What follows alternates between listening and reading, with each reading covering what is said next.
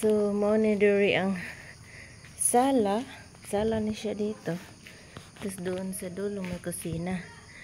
So, bali dito sa labas ng malaking kwarto, naglalagay na sila ng ano yan tawag niyan? Panel board. And then, natapos na rin nila dito mag-finishing. So, papasok tayo sa kwarto, guys. Ay! Ay! Ay! Ay! Ay! Simento! So, tapos na dito mag-finishing. So, dyan is fix na salamin. Pati dito. Ayan, ito yung kwarto namin. Malaking kwarto.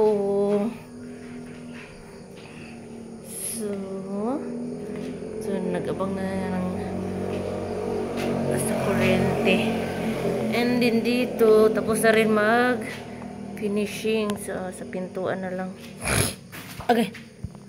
Dayon, mo na CR. So, wala pa. Di pa tapos yan, guys. So, marami pang gagawin dito.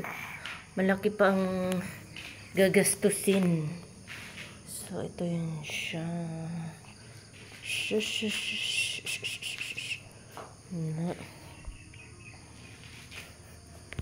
So, mao na update karon diri sa malaking kwarto. So, mao na ito diri sa okay. Ito yung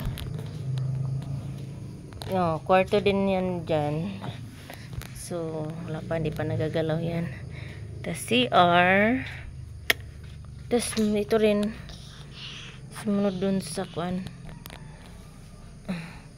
isang kwarto na malaki-laki. So, may mga mani dyan.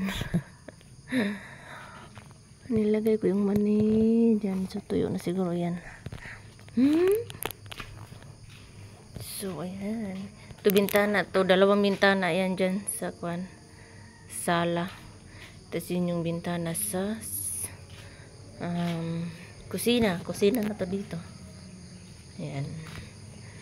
Dirty kitchen. So, hindi pa na gawa yung dirty kitchen. So, yun yung septic tank. Diba? Ang kauban akong sumbata na mo